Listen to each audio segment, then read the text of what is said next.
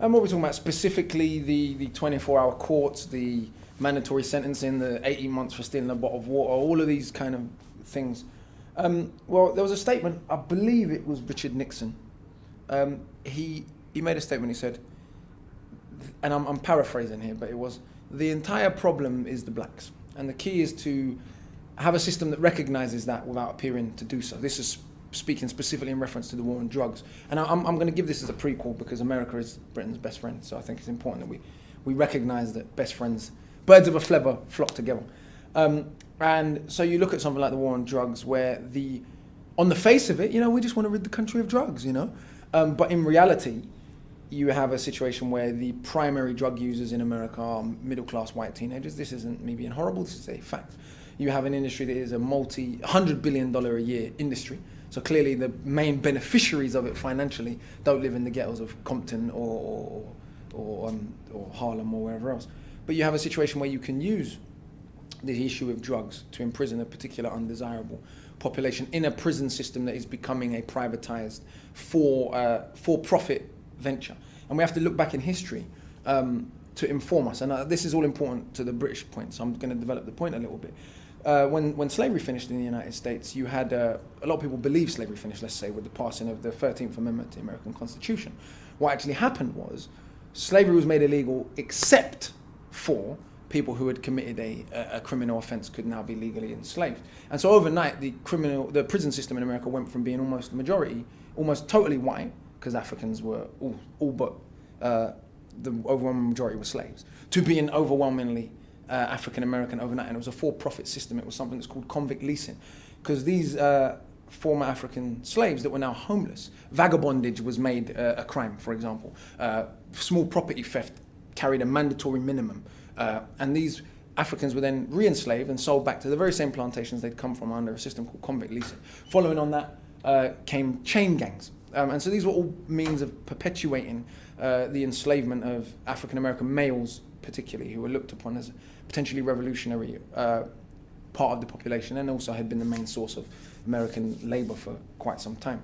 And that situation continues in the States today, where you have now the war on drugs being used, and people can feel good about it. What it does is it eases the conscience. They can say, yeah, but they took drugs, they sold drugs, they deserve to be in jail.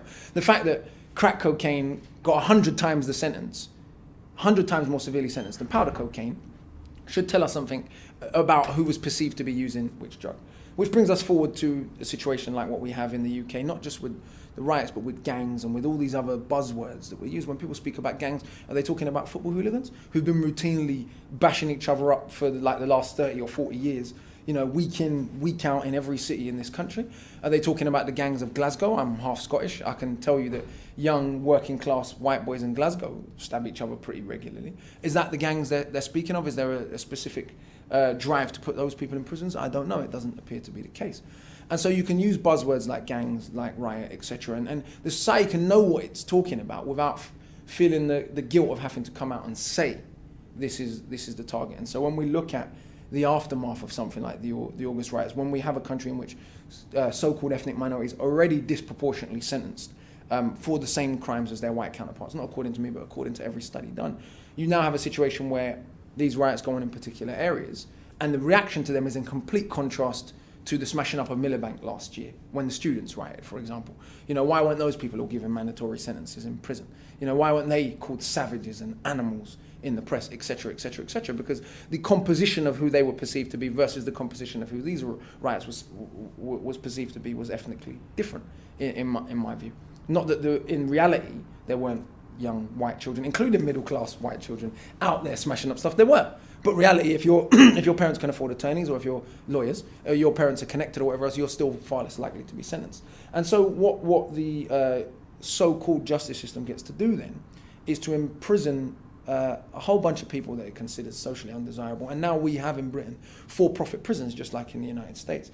And so the apparent impotence of the police, because I don't believe they were genuinely impotent to defend themselves from what was going on. We all saw the footage and it was like, well, since when have the police been shy to bust a black youth's head, But all of a sudden the police got shy to bust a black youth's head, which was interesting to me. But the way that all of that was portrayed in the media, and the way those scenes were repeated over and over again, and the fires that we saw and all that, laid the justification for what is already an unjust system to become more unjust. And young, particularly African Caribbean males, need to be aware of the game that's played on them. And other areas of the society are complicit in this. Rap music's complicit in this, promoting this idea that it's kind of cool to go to prison. But it's private prisons now. It means private, rich, predominantly white-owned companies are making money off young black males thinking it's cool to go jail, and somehow they're repping their ends by going jail. And so all of that is the context in which something like August occurs, and then the aftermath to August is not to spend more money on relations between, say, the police and the community, not to spend resources on greater education or greater employment or greater social participation, but no, to spend more money putting people in prison, because we would prefer you in prison than we would you at university. It's just that simple.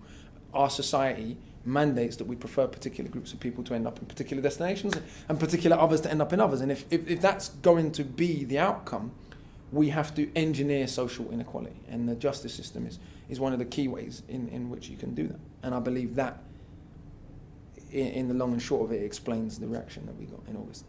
The black intellectual's job is what it's always been, to articulate, or as I would prefer to say, the African intellectual's job is to articulate from an African perspective worldviews, ideas, philosophies for the betterment of their group of people and humanity as a whole. If something's intelligent and works for a particular group of people and helps with more effective social management, economic management, and people relations, the whole of humanity can benefit from that. Millions of people practice Indian yoga, because they feel it spiritually helps them somehow. That doesn't change the fact that it's Indian, and Indian people invented that. And if we respect that culture, we should acknowledge that. Well, to me, the African intellectual, be he at home in Africa or in the diaspora somewhere, his function or her function is to articulate to the best of their knowledge from their cultural roots, not from someone else's cultural roots. And this has been the problem, I think, historically. The information that is readily available to us today about the history of black people, African people in the world, wasn't available 60, 70, 80, 100 years ago as freely as it is today. So you had a lot of black revolutionaries identify with Marxism or various other European doctrines that I think have some useful parts, but are very anti-African in their philosophy. Essentially, they are very historically naive, and they don't take into account the non-European world experience. They take European experience to be world experience. We can't afford to make that mistake, because the experience of the Caribbean or Africa or Native Americans, for example, is radically different. Europe today is in the greatest place it's ever been materially, right? Economically. It's at the apex of its power.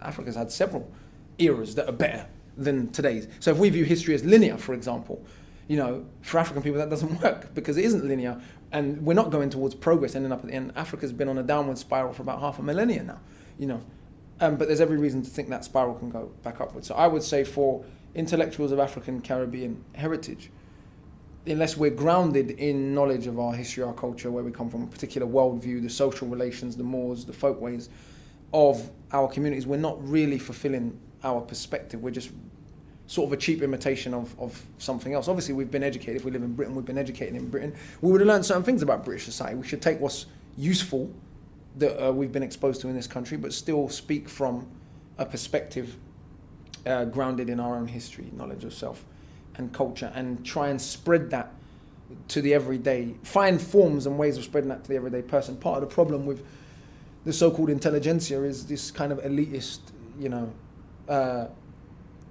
anti-people way in which things can be presented sometimes. I've got nothing against dissertations and reading books and things being complicated, but I think we have to have many layers and many levels, and we have to have ways of communicating with everybody, whatever level they're at, and bringing people in, and to make intelligence sexy. That's ultimately what it boils down to. The reason why the particular groups in the world are where they are today, let's take China, for example, it's because China's made Chinese culture sexy to Chinese people. There's a reason to be Chinese right now and to look back at Lao Tzu or the Tao Te Ching the Tao Te Ching of Lao Tzu or the Water Margin, or any of these texts that are the foundational basis for a Chinese worldview. They've made it sexy again. It's cool to go back into your culture and your history and to reinterpret that to create modern Chinese power. Well, we have to make our history and culture sexy and normal and okay and not appear radical. I mean, what the hell does that mean? The idea that it's radical for a people to know, or that they're Afrocentric, because they know something about African history. It's completely absurd. You know, Greece, look how many thousands of miles away from England Greece is. Still, English universities have no problem teaching people that Plato and Socrates are their intellectual ancestors, right?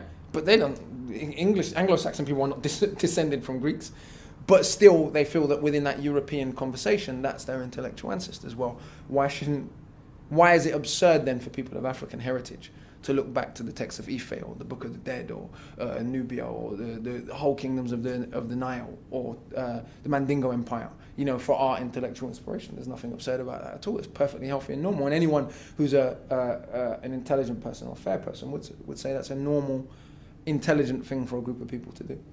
If you're only against oppression when it affects your people, you're not really against oppression at all, or what you perceive to be your people.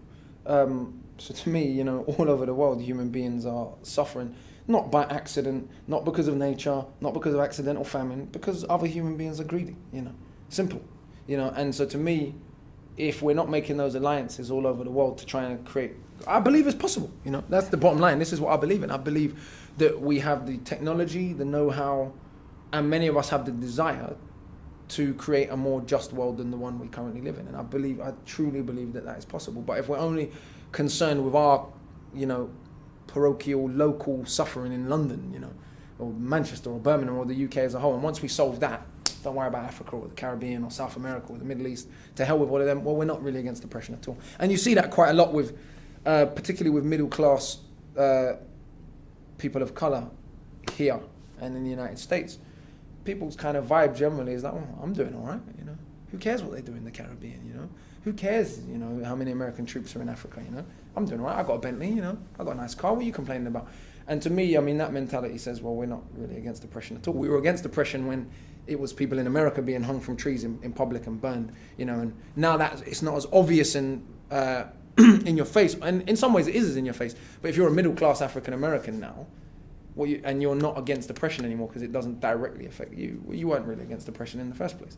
You just wanted a better life for yourself. But you're no longer concerned with the rest of the world. So again, I think it's important to make allegiances and to want for everybody the rights that you want for yourself and the living standard that you want for yourself. And we have the resources. The idea that there's not enough to go around on this planet is bollocks. Anyone who's done even a little bit of reading, you know, or taken even a cursory glance at the resources available on this earth today knows there's more than enough to go around. It's just some people want everything and others, you know, are left having nothing. I mean, cats and dogs in this country and in America eat better food than most people on the planet Earth.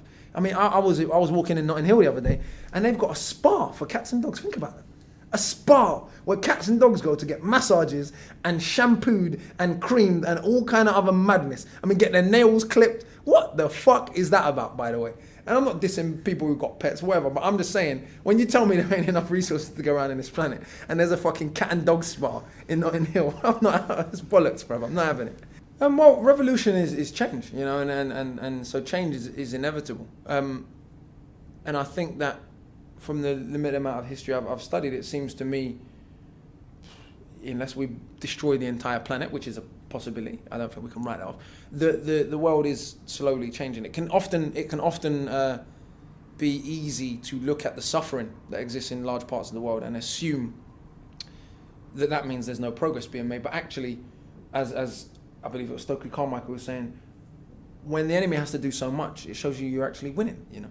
When they used opium in China to try and destroy the Chinese people, you know, and China repelled that and eventually has repaired itself to a certain degree. Of course, there's millions of problems in China like there is anywhere else, but certainly China is in a far better position today than it was at the end of the Opium Wars, for example. Well, when drugs are continually pumped into African American and African British communities and people are being imprisoned and all these kind of actions, these preemptive strikes are being made, what that says is the power structure fears a particular group of people and knows that this particular group of people represents change, whether that be average working class poor people, whether it be African Caribbean people, whether it be women, whoever it is. And so to me, the actions that are being taken and people's reaction to that will inevitably lead to change. But us not knowing history means that we think nothing's changed. So we're taught slavery ended because a bunch of middle class white guys in Parliament decided to pass a bill, which is complete bollocks. You know, without the Haitian Revolution, without the Maroons, without the American Revolution, without the whole change in the economic systems at the time that was going on, but primarily without Africans, the enslaved people, shedding their blood to free themselves, they probably wouldn't be free today, And you only have to look at the actions after the so-called 1807, when the slave masters got 20 million compensation. The Africans that they apparently felt so bad about enslaving didn't get a penny, So clearly it wasn't about us feeling bad, Indians continued to be shipped from India to come and work in the Caribbean, and Africans in Africa were then enslaved, in what we cleverly call colonialism. But colonialism in Africa was just the extension of transatlantic slavery. It was just slavery of Africans inside Africa.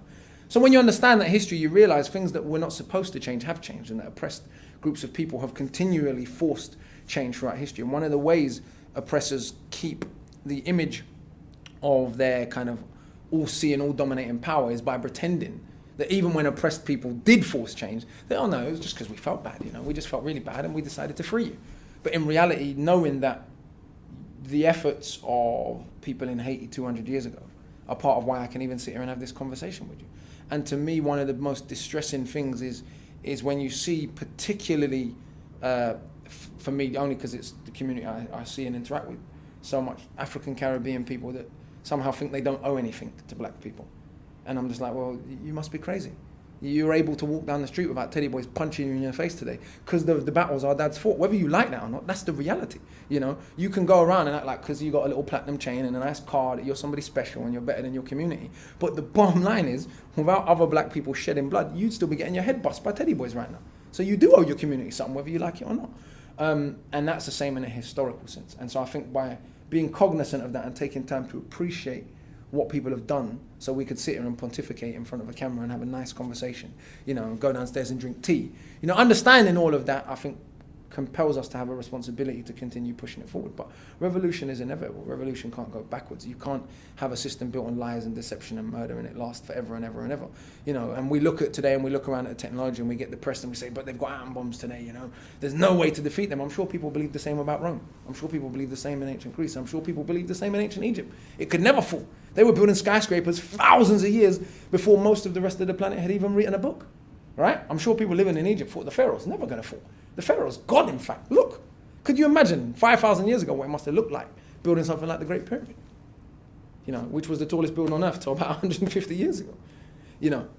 And so I think it's us realizing that oppressors are completely fallible and their position depends wholly on our complicity in the system. I'm complicit. I'm under no illusion about that. I'm just trying to figure out how best to use my complicity to play the tiniest part I can play in bringing about justice.